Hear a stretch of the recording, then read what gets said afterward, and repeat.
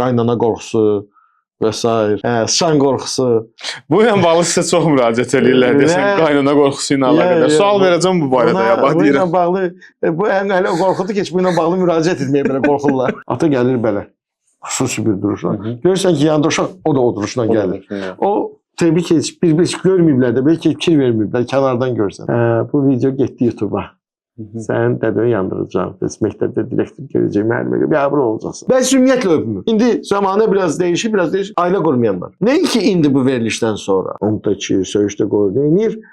O gedir, o pulu götürür, sən onu da çəkir, artıq olur 2 dənə məsələ. Gedib əvvəl dostları ilə çayxanada oturardı, indi də oturur. Telefonunu alır əlinə, deyir, mən TikTokda deyiləm, amma TikTokdadır. Uzeri U674 tanıyıram səni. Ən yaxşı müəllim olasan, ən yaxşı mühəndis olasan. Amma bunu izhar edə bilməyəsən, bunu insanlara göstərə bilməyəsən, damat adam gəlir, danışa bilmir. Niyə? Çünki evdəkilər onu cikin də bilir, bikin də bilir. Sualınızı bir də təkrarlayın. İkincisi, qaz ver, qaz vermir. Bu sevdiyi xanım deyilsə, anası, Gülnisa bacısının, xalası qızının, dayısı qızının kimisə canamaq istəyir, ailə qurdurmaq istəyir, süni şəkildə. Havaya pul qazanmaq istəyənlər, şouya çevirmək istəyənlər təbii ki, çoxalır. Çünki mən tanımadığım oğlanlarla yazışmıram.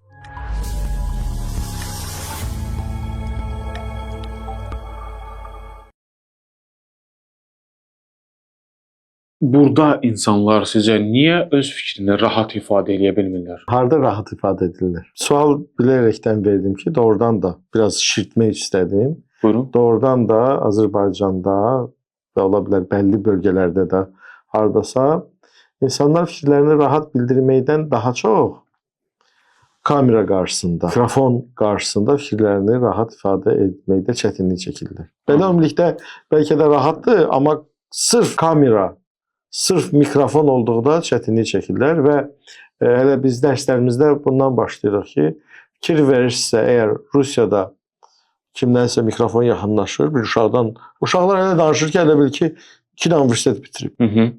Deyə bilər ki, bu Rusiyadır, xristian mədəniyyətidir, İslamın müəyyən qədər çərçivələr və s. İslam boyuna ata bilərik. Amma görürsən, Türkiyədə də elə uşaq danışır, gözəl. Dil ötür. Azərbaycana gəlirsən, uşaq kameranı görən kimi gizlənir. Hələ uşaq biraz az gizlənir. Atasının, anasının arxasında. Onlar da ümumiyyətlə gizlənirlər və bu kamera qorxusu, mikrofon qorxusu bizim regiona da var və səbəbləri bu təbii ki, elmi araşdırmalar tələb edir. Ola bilər müəyyən müddət koloniya olmuşuq, bu daha doğrusu siyasi səbəb ola bilər. Ola bilər ki, müəyyən qədər evdə tərbiyənin düzgün qurulmaması, uşaqların Uşaqlıqdan susturulması ola bilər səbəb buna? Bəli, onu deyirəm ki, birinci öyrəndiyi söz nə olur bizim uşaqların? Olmaz. Olmaz. Bu olmazın axırı elə gətirib çıxardır ki, olmaz, qorxu, həyəcan. Zaten biz dedik, ona görə həm də sual verdik ki, ayrı ölkələrdə dünyada insanların çoxlu sayda, ümumiyyətlə hər bir insanın çoxlu sayda qorxusu var. Qorxusuz insan yoxdur təbii ki.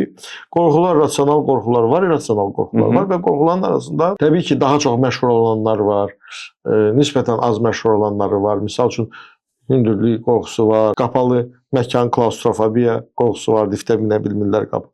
Evdə tək qaranlıqda yata bilməyənlər var. Daha yayılmışları qaynana qorxusu və s. Sıçan qorxusu.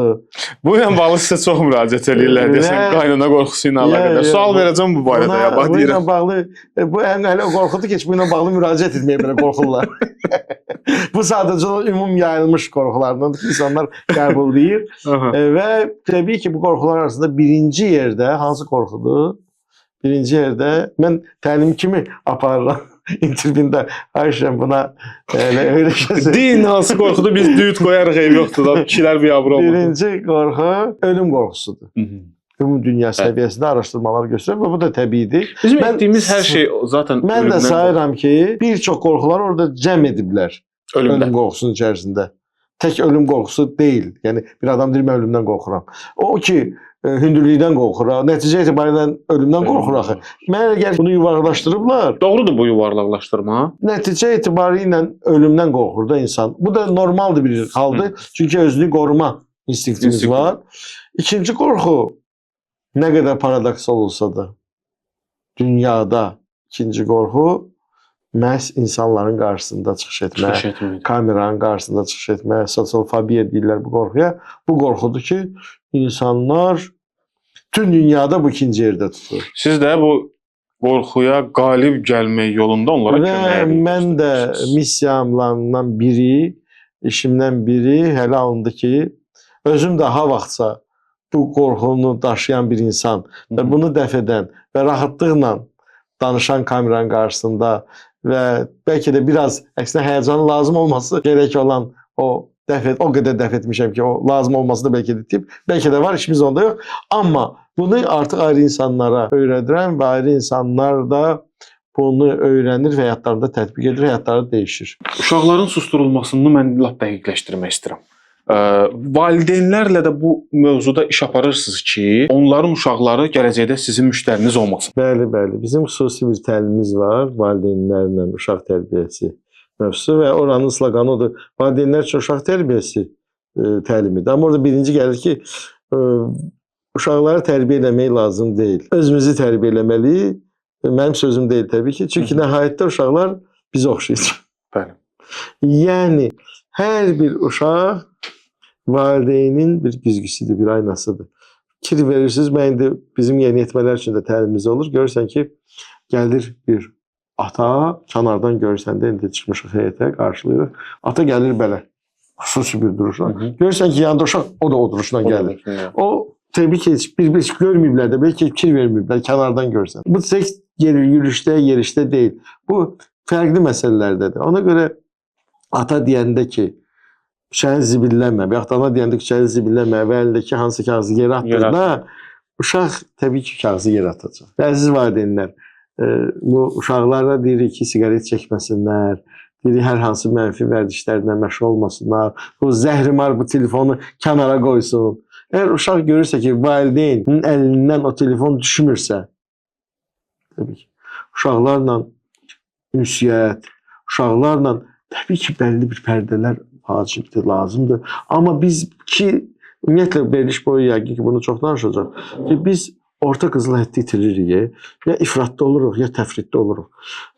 Bəlli bir pərdə lazımdır. Amma bizdə o pərdə yox. Bizdə o beton bir qatdır, əməlli başdır. Və uşaq onu keçə bilmir. Bir, valideyn uşağı ilə onun səviyyəsində, orada dost söhbəti biraz tam da deyil, amma indi biz orada deyib, yox. Qoy bu yana çarsın, dost olsun. Təbii bunlar dostlar bərabər hüquqlu olmalıdır. Amma qoy heç nə olmaz, dost olmalıdır.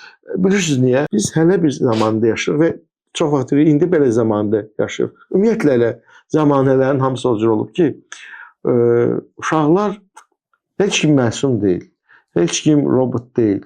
Hətta bugünkü süni intellekt də başımıza oyun açır, çoxlu səhvlər eləyir, proqramı hələ yazıblar.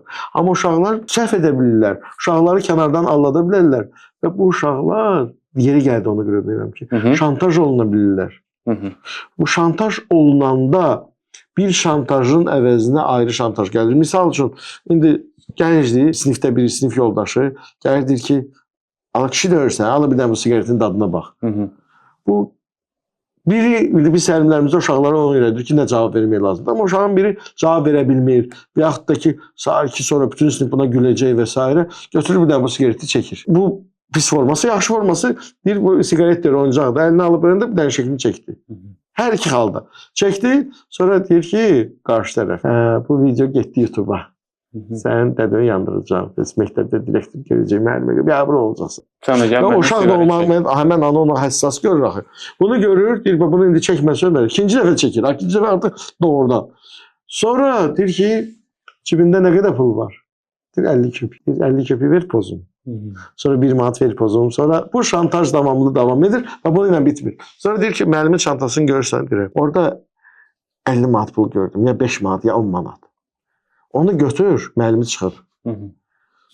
Kişi kimi söz verirəm, pozucu. Onu da içir, söyüşdə qoyur, neynir? O gedir, o pulu götürür, sən onu da çəkir, artıq olur 2 dənə məsələ. Bir var, sigaret çəkilmiş, indi artıq oğurluq deyib. Atamın iş yoldaşları, nə bilim, anamın padruqaları, obursun, aləm qaçır bir-birinə. Və bu sonra davam edir ayrı qorxulu hallarla. Ayrı qorxulu hallar bilirik ki, ən qorxulu məsələlərdən biri İndi biz bullyingin müxtəlif formalarından danışırıq. Çağırır, misal üçün, əli tualetə, üzr istəyirəm ifadəmə görə, tualetə və orada o keçid bir yeri var da, keçid yerindəki hardakı sigaret çəkirlər və orada da bəlli bir məqam tapırlar.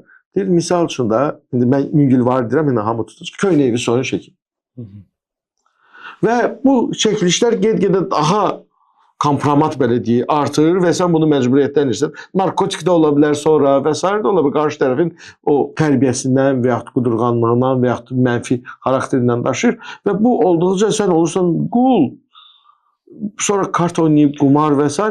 və sonra çıxış yolu yoxdur və niyə bu mövzunu açdım? Valideynlə uşağın arasında o beton qoymur ki, uşaq gəlsin düşsün. Və deyir, desəm, məni remenlə döyəcək, məni mitlimi sərəcək, məni öldürəcək. O, desəm ki, birincisi ilə. Və bu qed-gedə şişir, böyüyür. Məsələ burasındadır ki, uşaq bu betonu yaratmırdı. Bu absurd bir şeydir ki, uşaq yaratmır bu betonu. Bu betonu valideyn yaradır. Valideyn niyə yaradır bu betonu? Onun xeyri nədir bu betonu yaratmaqda? Çox beynini xarab eləməsin, sakitliyi olsun həyatında. Budur məsələ. Deməli, burada bir neçə məsələlər var.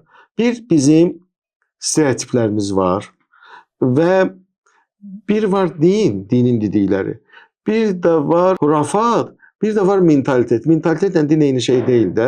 Yəni, bizim misal üçün, bizdə bir adam, bir valideyn, indiyəcən bəzi rayonlarda var, varsa altda yazarsınız ki, bizdə var, uşağı, oturub uşağını öpəndə, birdən o qapını açıb qaynatası girəndə və yaxud atası girəndə uşağı yerə atır. Və yaxud da ki, bunu profilaks edir. Uşağı bilir ki, o evdə ata və qaynata var, uşağı öpmür. Bəzi ümumiyyətlə öpmür.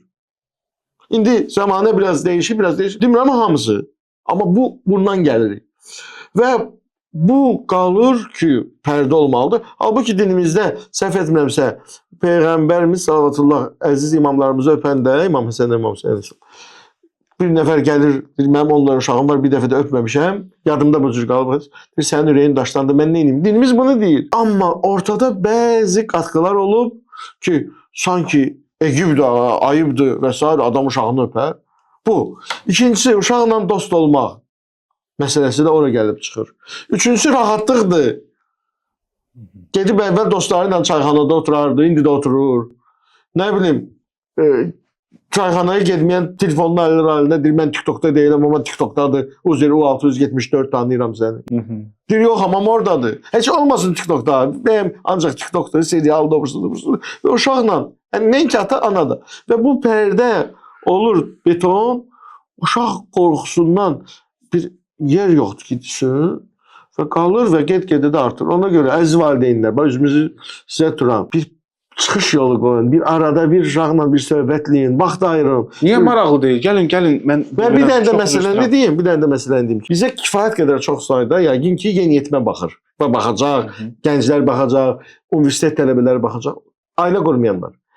Əminəm ki, onların əksəriyyəti nəinki indi bu verilişdən sonra, uşaqlıq dövrlərdə düşünürlər ki və özlərini əmin ediblər onlar da ki, mən böyüyəndə bu cür valideyn olmayacağım, bu məhz mənfi.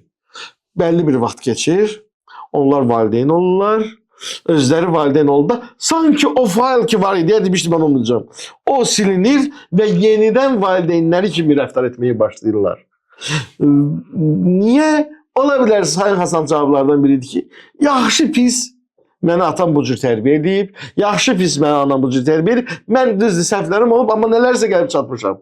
Mən də o cür. Çünki alternativ yolu yoxdur, ayrı yolları bilmir və bizdə ən böyük problemlərdən biri budur ki, ən böyük cəmiyyətin problemlərindən budur ki, bəlkə dünya səviyyəsində. Bax, biz universitetə gedirik. Hansısa elmləri öyrənirik, fizika, kimya, indi mən həkim olmuşam, tibbi və s. Əla. Biz soft skills-lə də bağlı cəmiyyətdə yoxdur, amma indi bizim təlim mərkəzləri və s. onu da öyrədirik. Natiqlik, özgüvən, zamanın dar olması, effektivlik, iqtisadi azadlığa çatmaq yolları və s. biznes təlimləri. Bunlar da keçir, satış təlimi. Amma bundan daha çox və hamıya lazım olan, gündəlik həyatda lazım olan ailə münasibətləri və evlad tərbiyəsi mövzusu nə keçirilmir, nə deyilmir və insan öz başına hər dəfə eksperiment qoyur. İnsanlar üçün ən son variantdadır həmin o.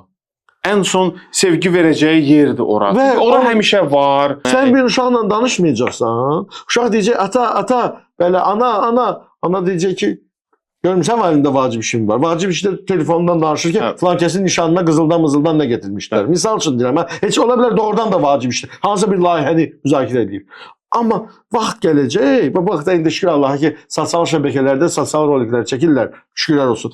Vaxt gələcək, sən o uşaqla deyəndə ki, mənim balam, belə deyəcək, mənim vaxtım yoxdur, dostlarım məni gözləyir. Sənin bir dostların çayxanada göstərir, sonra onun dostları çayxanada gözləyəcək. Bu çox qlobal bir məsələdir və heç bir yerdə nə tədris olunmur, nə deyilmir.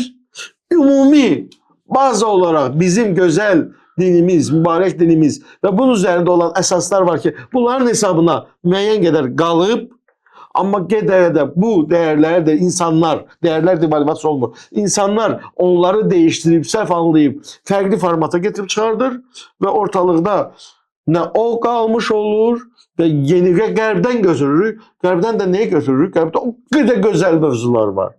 O qədər yaxşı şeylər var. Hansı ki bizdən gedib çıxıb orada. Biz qərbin o kanalizasiya sularını götürmüş oluruq. Mövzuları bəzən gedişatda dəyişdirmək olacaq. Təbii. Çünki bir çox mövzular var ki, sizinlə müzakirə etmək istəyirəm bu mövzuları. Çox dəyərlisiniz bizim üçün. Bilgiləriniz çox dəyərlidir. Və düşünürəm ki, hər tərəfli sualları əlimizə düşmüşkən verək. İnsanlar niyə daxildə təklikdə demirəm? Təklikdə təbii ki, hamı fərdi olaraq tamamilə fərqli olur, öz həyatını fərqli yaşayır. İnsan daxilində, içində niyə fərqli olur, özünü amma xaricdə başqa cür göstərməyi məcbur hiss edir. Bu belə də olmalıdır bəlkə, hə? Bu ən əsas məsələlərdən biridir ki, insan toplum qabağında niyə çıxış etməkdən çəkinir. Dünyada ikincidə, tək Azərbaycanda dördüdür yox. Bunun fərqli səbəblərini gətirsələr də, mən sayıram ki, ay az kitab oxumusan, ay bilgi azdır, ay nə bilim cəmiyyətdə az olmusan, yox. Bunlar hamısı təbii. Amma bizim təlimlərimizdə, misal üçün, kifayət qədər çoxlu kitab oxumuş, professor olmuş, təlimə gəlibsə bu özlərində işləyən professorda, kitab yazmış və heç bir dənə də, ola bilər 5 dənə kitab oxumuş, amma 100 dənə kitab oxumuş insanla müqayisə edəndə bir də görürsən ki, 5 dənə kitab oxumuş, o 100 dənə kitab oxumuş daha gözəl danışır. Paradoks yaranır da. Bunun söz bazası geniş. Adət dedilər ki, bir də görürsən ki, Facebookda görürəm adımı tağlayıblar. Hansısa bir nəfər yazır ki, toplum önündə danışa bilmirəm və s. Bizim sağ olsun tələbələrimiz, 20-30 tələbəmiz orada mənim adımı dağıdır. Bir də görürsək ki, 400 nəfər də orada bu sahə ilə heç bir əlaqəsi olmayan insanlara məsləhətlər verirlər. Çoxlu kitab oxu, çoxlu kitab oxu. Bəli, kitab oxumaq çox vacibdir, lazımdır, önəmlidir. Biz onu çox-çox tövsiyə edirik. Sadəcə olaraq çoxlu kitab oxumaq hələ də kifayətləmir insan toplum önündə çıxıb rahat danışsın. Bizim hətta bir formulamız var. Birinci dərsimizdə o ilə başlayırıq ki, uğur bərabərdir, bilgi və bacarıq. Bilgi və bacarıq, təcrübə və s. bunun içindədir. 100 vurulsun 100 bərabərdir neçə? Hamı deyir, yox, 0. Bir çox hallarda və yaxud bəzi hallarda bu 0-a bərabərdir. Niyə? Çünki formula naqisdir. Formulada nə çatmır? Öncə qeyd etdiyimiz soft skills, insanın yumuşaq bacarıqları. Burada önəmli bilgilərdir. Həkimdirsə tibb, mühəndissə fizika, riyaziyyat bilgiləri və s. Memardırsa tikinti və s. dizayn. Amma ola bilər sən dünyanın ən yaxşı həkimi olasan, ən yaxşı müəllim olasan, ən yaxşı mühəndis olasan. Amma bunu insan edə bilməyəsən, bunu insanlara göstərə bilməyəsən, onda o 0-a bərabər. Çünki 0 vurulsun 10.000 bərabərdir 0. İndi niyə biz qorxuruq? Bizim ən böyük instinktimiz özünü qorumaqdır. Ölümdən qorxu birinci yerdədir. İkinci bizim məsələmiz odur ki, mən həmişə sual verirəm ki, ən çox kimi sevirsiniz? Ən çox kimi sevirik?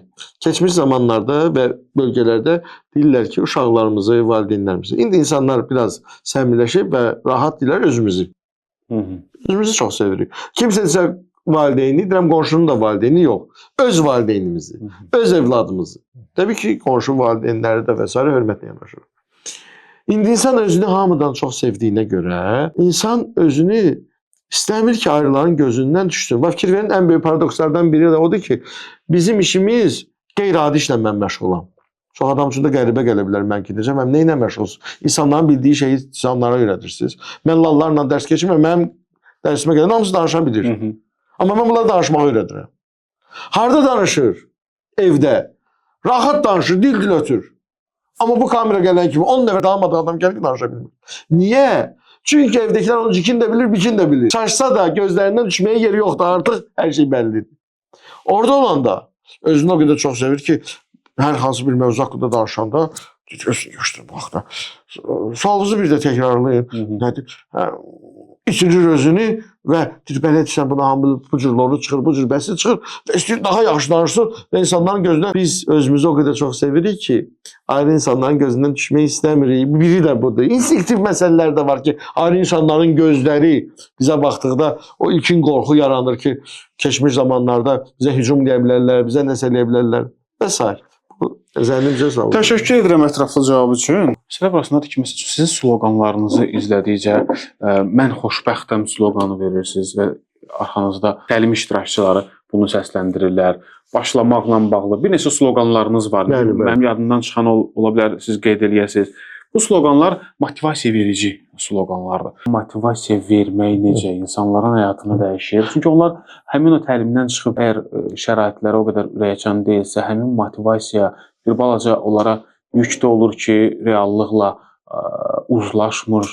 Bu motivasiyanı biraz açıqlayarsınız. Ümumiyyətlə, biz bu dəqiqə çox dərin bir mövzuya toxunacaq və bugün dünyada şəxsi inkişafla bağlı olan insanların arasında bir tartışılan, müzakirə olunan məsələdir. Motivasiya ya disiplin.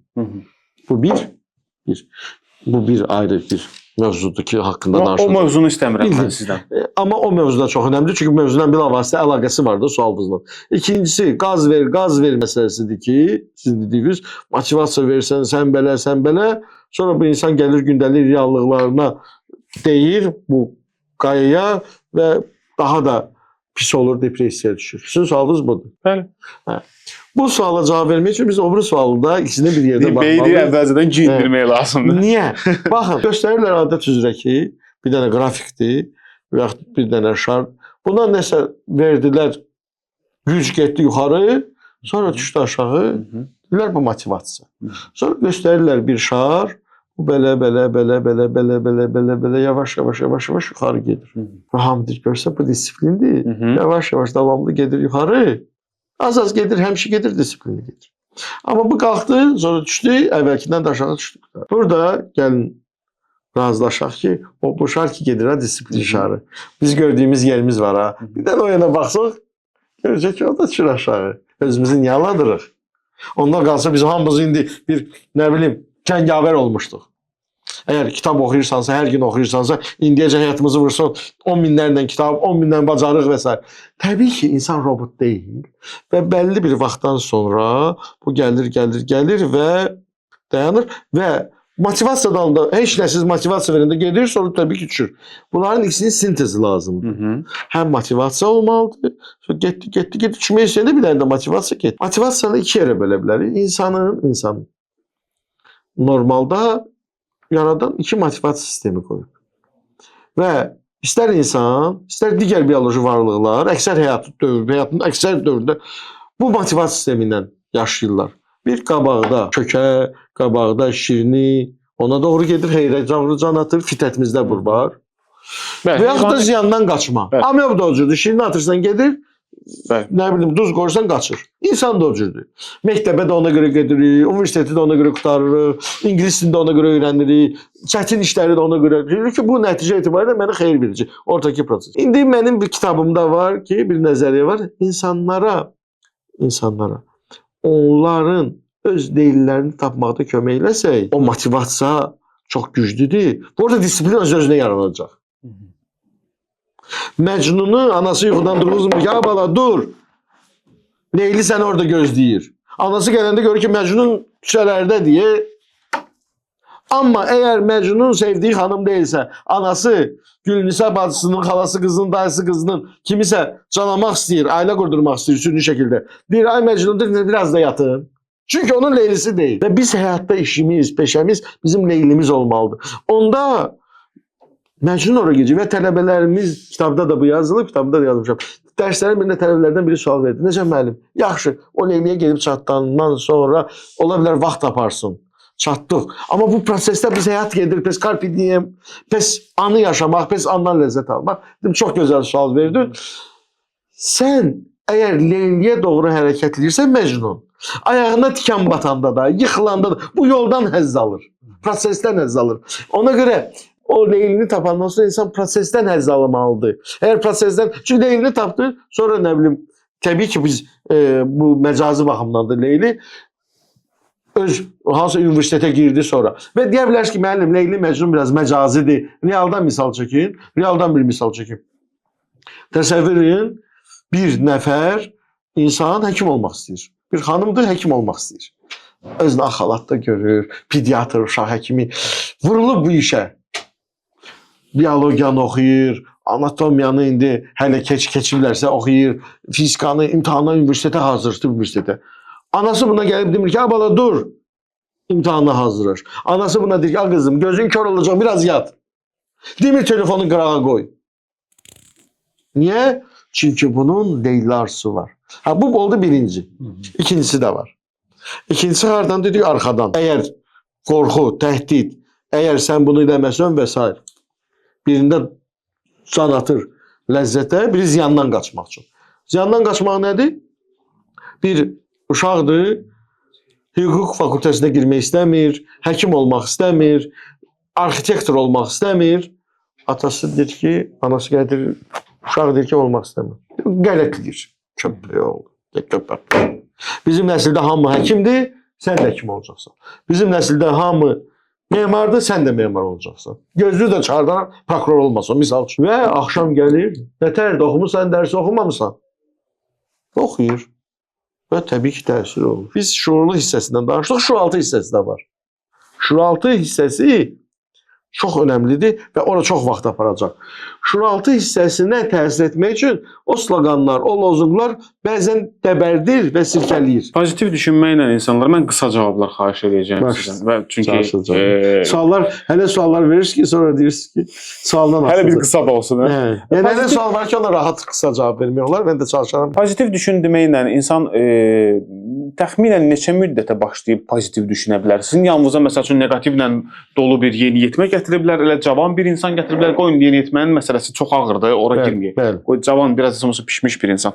Gətiriblər, neqativlə doludur, ailə problemləri olub, uşaqlıqda travmaları var filan beşməkan, ancaq neqativ düşünür. Siz onu pozitivə kökləyib ailəsinə biz ona heç nə deyə bilməyik. Hara göndərirsiniz onu? Ya psixoloqa gedir, ya özü üzərində işləyir. Biz o adamlarla işləyirik ki, kim dəyişmək istəyir. Özü istəməsə, özü istəyib gəlib nəzərə tutub. Özü istəyib gəlibsə, işin yarısı bəlkə də əsas səsi görülüb. Özü istəyirsə, başa düşür ki, quyudandır, çıxmaq istəyir. Hə, bir adam quyudadır, çıxmaq istəyir. Elə real təsəvvür edir. Quyudadır, çıxmaq istəyir və bizim də əlimizdə çoxlu sayda çox güclü mexanizmlər var. Salmışıq, o da ondan tutur, bir də tutmağı lazımdır da. Tutur və çıxardırır, çox rahat çıxardırır. İndi bir anlığa təsəvvür edin ki, əlini belə tutub, biz oradan birib salmışıq, bir mexanizm salmışıq. Hamısı da güclüdür, bunu çox rahat çıxardır. Amma bu əlini belə tutubsa, baxmırıq. İnsan özü dəyişmək istəməsə, mən ona heç nə bilməyəcəm. Bəzən insanların özlərinin əməlləri nəticəsində, bəzən də imtahanlar olur, işimiz yox. Amma bir qism insanların da kasıbçılığın səbəbi israf, əlinə gələnlərinin düzgün qiymətləndirilməməsi və ən çox düşüncə tərzlərindən qaynaqlanır. Düşüncə tərzini dəyişmək də kimsə gəl ki demək deyil. Bir əməliyyat aparmaq deməkdir. Və orada bizim təlimimizin ayrı adı bilirsiniz nədir? Əgər desək ki, xarizmatik natiq. Mən birinci dərsdə cəmaata o tablonun qarşısında deyirəm ki, cəmaat, biz salladmışıq. Biz sizi natiqlik təlimlə çağırmışıq. Bəli, bu təlimdə natiqlik ilə bağlı Moskva Natiqlik və Ritorika Universitetinin bütün proqramı veriləcək. Artıqlaması ilə. Amma bununla yanaşı bizim burada ayrı mövzularımız da olacaq. Təbii ki, uşaq tərbiyəsi, obursu, bubursu, həyat üçün vacib olan lazım bilgilər öz yerində. Amma bundan daha çox bizim təlimimizə ayrı ad qoymaq istəsəydik, biz əslində qalsa o adı verməliyik, insanlarımız başa düşməyəcək. Bizim təlimimizin əsl adı transformasiya təlimidir. Mən təlimin adını, siz deyirsiniz ki, mənim adını qoyun transformasiya təlimi, altda kommentlərdə yazacaqlar ki, işıq dairəsidir, Tam ciddi deyirəm. Transformasiya təlimi yazsaq, insanlar deyəcəklər ki, işıq idarəsidir və bizim təlimimiz transformasiya təlimidir və insan transformasiya olur. Və təlimimizin ayrı adı da istəsəz, deyəcəm ki, şuraltı ilə söhbət. Bizim şuraltımız çox qəribə qrupda içdə. Bir ağlımız var, bir şuraltımız var da belə deyək. Şuraltı, təhtəşur, şuraltı bizim ağlımızı sanki qəbul etmir. Onu ilə ayrı danışıq dili var və biz təlimlərdə insan dili oturub qabağımda bir adam, tutaq ki 5 adam oturub, deyirəm 5 adam yox, mən 10 adamla dərs keçirəm. Niyə? Çünki bax bu dəqiqə mən danışıram, hə? Siz bu dəqiqə mənim qarşımda oturmuşsunuz, bir mənim indi sualıma cavab alırsınız. İkinci orada fikirləşirsiniz ki, indi bu sualı veririm. İki nəfər danışır. Bundan sonra əziz rejissorumuz və operatorumuz fikirləşir ki, görəsən batareykada burada yer olacaq ya yox, bunu çatdırmaq üçün də paralel onu fikirləşir.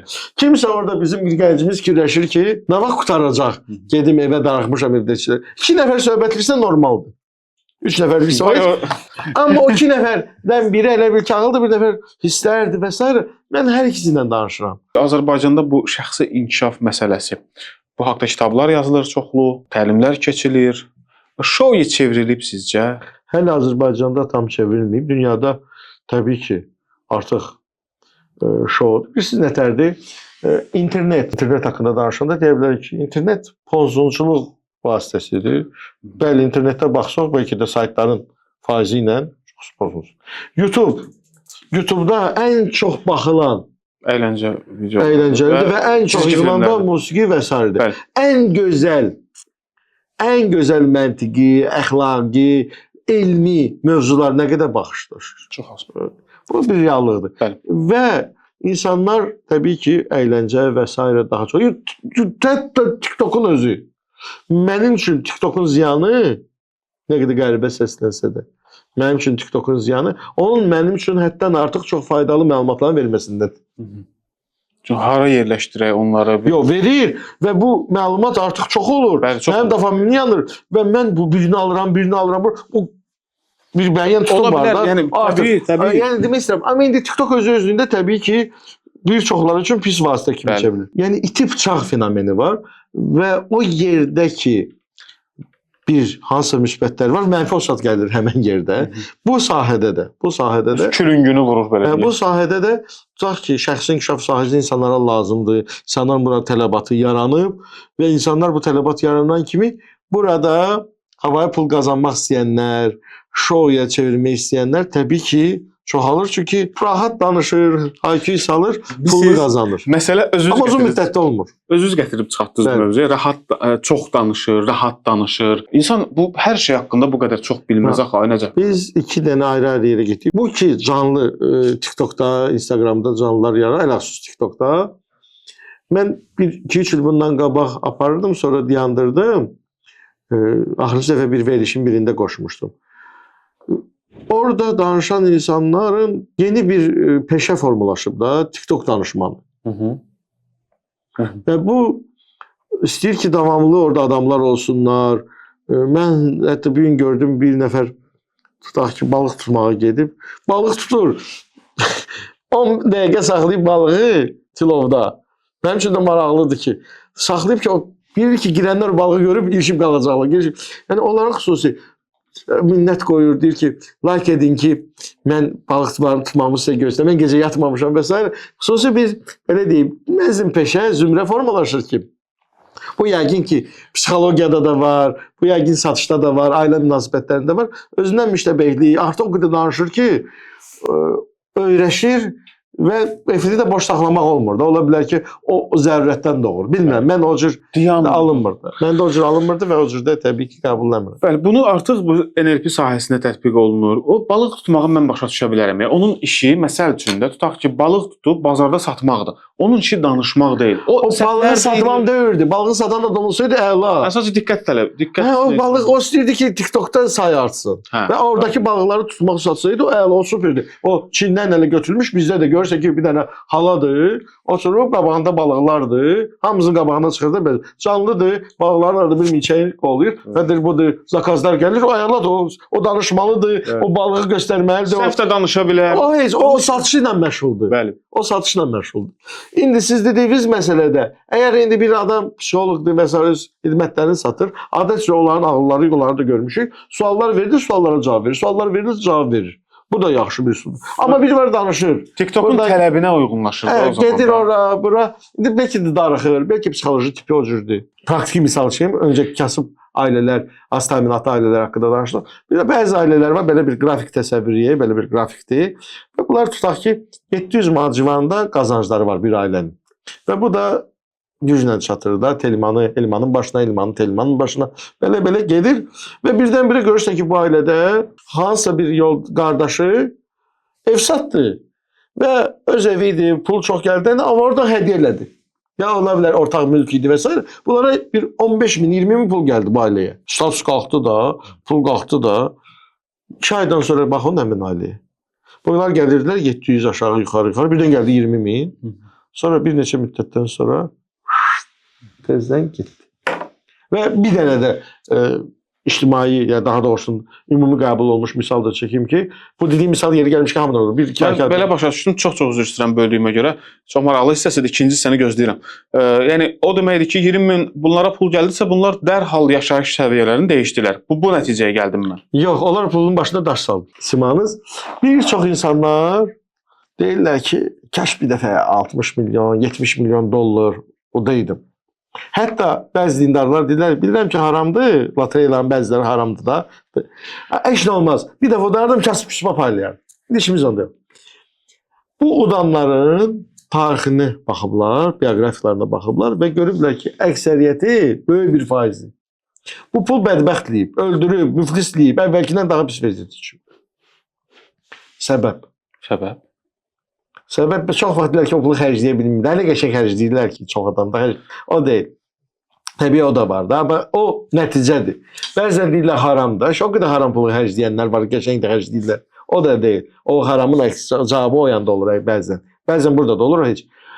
Əsas səbəblərdən biri onların o düşüncə dediyi, onun düşüncəsi o pula hazır deyil. O pula hazır deyil. O düşüncəni əvvəl dəyişiləndə, təbii ki, kimsə avtomatik o qədər kreativ və əsnəkdirsə, flexible və əsnəkdir, dəyişir. Çox az adamda o cür. Və biz onu dəyişdirəndən sonra onda o pul dəyişmiş olur. Birincisi, biz insanlar əsas hədəfi ondur ki, nətərliyim bu hədəfə çatım, bir yerə çatım. Və çox vaxtda çatmırlar. Niyə çatmırlar? Deyirlər ki, sual verirlər ki, disiplinin düşdü, motivasiyam düşdü. Əgər bu sənin öncə dediyimiz neyli məqsədindirsə, sən ona gedəcəksən. İkincisi, nətər çatım məsələsinə öncədən qabaq biz 2 dənə əvvəl suala cavab verməliyik. 1, mən hara gedirəm? Dini baxımdan yox. Bu dünyavi baxımdan. Hara gedirəm? Məqsədim nədir? İnsan var, yaşayır. Deyir, planların nədir? Deyir, nə bilim, görək də. Hələ havalar indi qızır, görək nə olur. Heç bir planı yoxdur. Məşhur bir deyim var. Bir gəmi ki, bilmir hansı limana yan almaq istəyir, hər hansı bir külək onun üçün mənasızdır. Ona görə birinci hara. Amma hara sualı hələ tamamlamır hər şey. İkinci çox maraqlı bir sual var. Biz orası onu təyin edirik. Birinci hədəflərdir. İkinci, niyə? Missiya. Missiya. Mən niyə? Deyir, hədəflər bizim bu həyatdan götürdüklərimizdir. Missiya bizim bu həyata verdiklərimizdir. Niyə mən ora getmək istəyirəm? Bunları təyin etdikdən sonra və artıq o Leyli olur, sən sevdiyin işi tapırsan, o Konfutsin bir sözü var. İnsan sevdiyi işlə məşğul olursa heç vaxt işləmir, daim həzz alır. Bu dəqiqə mən 40 yaşımda peşəmi ona görə dəyişmişəm. Mən 40 yaşımacan stomatoloq işləmişəm, implantoloq ilə məşğul olmuşam və s. Və birdən-birə 40 yaşımda peşəmi dəyişmişəm. 16 idi, bu yeni. Burada özünüz də görürsünüz ki, mən səhərəcən təlim formatında veriş apara bilərəm. Çünki mən bundan həzz alıram. İnsan öz niyyəsini tapandan sonra və hara getdiyini tapandan sonra necə məsələsi rahat olur. O məcnun ki, bilir, Leyliyə gedir. İnsanlar bəzən o necə məsələsində ilişirlər deyir. Necəni istəyirlər birinci tapsınlar ki, bu yolun necə gedəcəm? Baxın, deyirlər, ertələmə, fokusdan çıxıram, zəncir qırılır. Orayla bağlı indi axırda bir məsləhət verərik ki, tamaşaçılarımız üçün praktiki də xarakter daşısın. Amma özümün elə bil ki, ziddinə danışacağım. Heç nə olmaz da, bəzən ziddiyyətdə də olsun. Əgər sən Leyli məqsədini tapmısansa, Məcnun gedir, Deyir, bəlkə Natasha, bəlkə nə bilim, Tükazman. Yox, Leyli də onun gözünə işini görsənmir. Mümkün də deyil, fokusdan çıxsın. Gedəcək ora. İndi gəlin baxaq, da indi həyat baxımından da, indi biraz praktik. İnsan bir məqsədi, Leyli məqsədi olmalıdır, ona da geçsin. İkincisi, bu yol hissələrdən ibarətdir. Birdən-bir ora atlanıb çıxa bilmirsən. Və bu hissələr zəncirlərdən, daha doğrusu zəncirin halqalarından ibarətdir. Ən birinci səhv biz hər hansı işi başlayanda. Öncəki məsələ deyim ki, ay deyir, başlaya bilmirəm, ay sabahdan başlayaram. Məcnun heç mümkündür ki, düşün, sabahdan başlayaram. O başlayır. Yəni, birinci qayıdır hədəfin müqəddəsliyi. İndi yaxşı bir təhər tapmamışıq da müqəddəs. Hələ ortababdır. Onda nə etməlisən ki, istəyirsən başlamaq, amma başlaya bilmirsən. Sabahdan başlayaram, birinci gündən başlayaram və başlayanda ən böyük səhv çox böyük halqa götürür insanların əksəriyyəti. 20 min addım yeriyəcəyim. 50 dəfə jimləyəcəm birinci dəfəyə. 100 dənə söz öyrənəcəm ingilis dilində. 200 səhifə kitab oxuyacağam. Əvvəla mümkün olmur. Oxusa da idman deyibsə, ay benim tutdu. Jim deyibsə, ayrıyır, ağrıyır. İngilis dilində söz öyrənibsə, daha iyi sözlərə baxa bilmir. Və birinci halqadan artıq nöqtəni qoyur, qutar deyə insan o yüzden, mən bu işlə məşğul olmayacağım. Ona görə birinci halqa gücümüz çatan olmalıdır. Bu bir. İkinci, bu zəncir qırılmamaq üçün biz ortada, bu orta halqanı ki götürdük, bu halqalar ki var ha, arada force majorlar olur. Dünyavi force majorlar olur. Onlar nadir hallarda olur. Zəlzələ, müharibə və s. Və öz nişanlı şəxsi həyatında force major olur. Səni verilişə çağırırlar. Sən təsadüfən planlaşdırılmamış. Sən hansısa rayona getməli olursan, təlimə dəvətliyirlər. İndi mən özümdən deyirəm. Hansısa nəsə bir məsələ çıxır ortalığa. Nəsə bir inkəfin olmur. Elementar insansan da robot deyilsən. Orada o halqanı tutaq ki, demirsən ki, birincidə 10 dənə söz öyrənəcəm. Normaldır halqadır. 10 min addım yeriyəcəm. İndi mənim üçün normaldır. Kimisi üçün çətindir 5 min. Əgər gəldin gördün, bir gün alınmır da 10 min yerimək. 100 addım yeriyəcəm. Ya 10 dəfə oturduracağım. Balaca orada halqa olur ki, onu birləşdirirsən. Növbəti bir tövsiyəmdə. Birdən alınmadı, bu halqa qırıldı. Özünə həmən amnistiya edib davam eləməlisən. Ümumilikdə ailələr hansı problemlə yaxınlaşırlar sizə? Amma qısa cavablar istəyirəm, çünki artıq verilişimizin vaxtı demək olar bitir. Problemin kökü qayıdır tərbiyəyə və mühtə. Çünki əvvəl biz, ümumiyyətlə, bu ola bilər, verilişin bir sloganı da ola bilər, ümumiyyət təlimlərdə. Bir hədd var, bu həddin qızıl ortası hədd var, orta hissəsi var. Təfrit az olması və ifratı var. Özgüvənlə bağlı. Bir çox insanlar haradadır Azərbaycanda, buradadılar. Özgüvənsizdir. Az qismi də təkəbbürdədirlər. Özünə müştəbih. Verin gəlsin suallar. Qədə, sualınız çox olacaq. Qabaqcan veririk baxar. Hər ikisi səhvdir. Qızıl orta hədd olmalıdır. Bu bir. Və hər bir sahəyə aiddir. İndi qaydaq bilavasitə, ailə ilə olan məsələyə. Əvvəl biz uşaqlarımızı tərbiyə eləyəndə, tutaq ki, indi ailə mövzusunda. Get, çox səhv dəmirəcəm, çox səhv deyim idi. Get, ölün çıxsın. Ayrı yolu yoxdur. Təbii ki, səhv yanaşmadır da.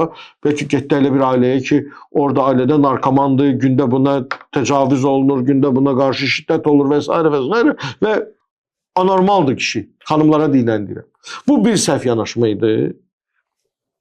Və ümumiyyətlə, ata-ananın, ələxüsus atanın qızla münasibətində qızı ilə söhbət etməməsi, qızına xoş sözlər deməməsi, get dərsi oxu, filan söz, dayı mən burada öfürdə demirəm. Və qız ömründə olsun, bir dəfə də xoş söz işitməyib.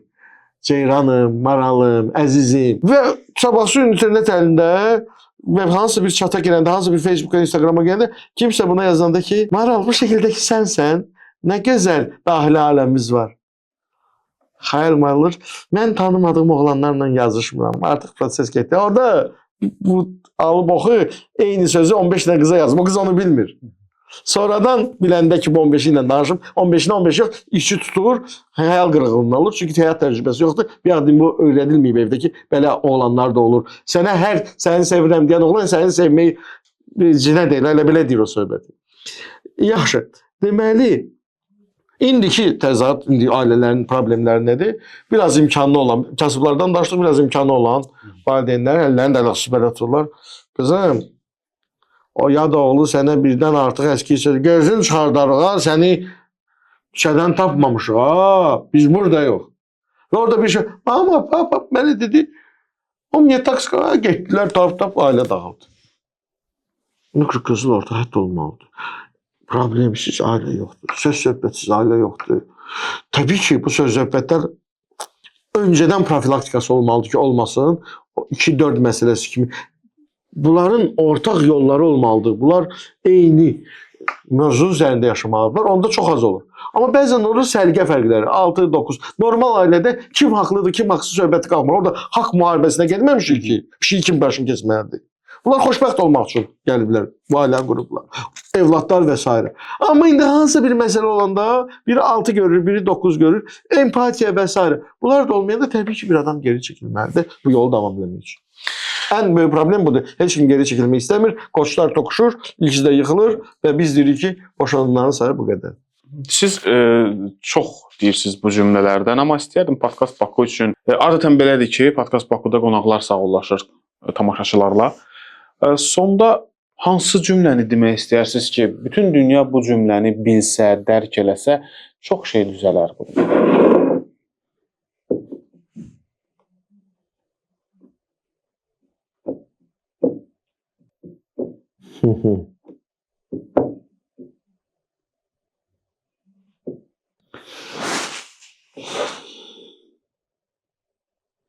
Fikrimcə, ən əsas, ən önəmli məsələlərdən biri bizi yaradanla dost olmağı bacarmalıyıq. Onunla dost olsaq, bütün məsələlər həllini tapacaq.